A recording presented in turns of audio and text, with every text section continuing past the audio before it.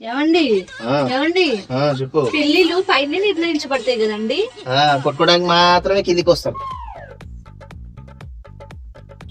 ఏమండి మీకు ఒకటి చెప్పనా? చెప్పు. నేను మీ గురించి ప్రపంచం అంతా కొట్లాడుతుంది తెలుసా. నువ్వు నాతో కొట్లాడడానికి టైం సరిపోదా నీకు? రోజు మొత్తానికి 2 సార్లు 3 సార్లు కొట్లాడుతుంటావు. ఇంకో ప్రపంచం మొత్తం కొట్లాడుతుందంట.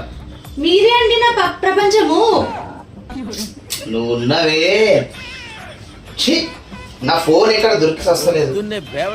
రాదా రాదా ఇగో ఇప్పుడే న్యూస్ వచ్చింది.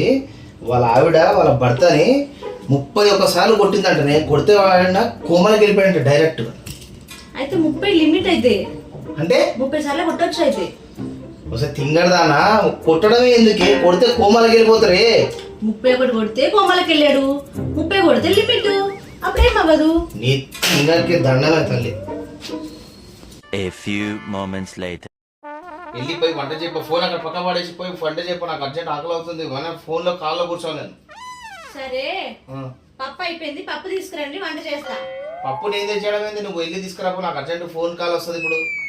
కాల్ అంత ముఖ్యమా? కాల్ చేసి వదిలేసినాక మళ్ళీ ఇన్స్టానే కదా చూసుకుంటావు. వెళ్ళి కొట్టుకెళ్ళి పప్పు తెపో. ఇన్స్టాగ్రామ్ చూడడానికి ఆయన డబ్బులు ఇస్తాడా? జీతం ఇస్తాడా? మీ ఆఫీస్ వాళ్ళు నీకు జీతం ఇచ్చేది దండగా. ఇంట్లో కూర్చొని ఊరికే మేపుతున్నా. వెళ్ళు. మా గుండరే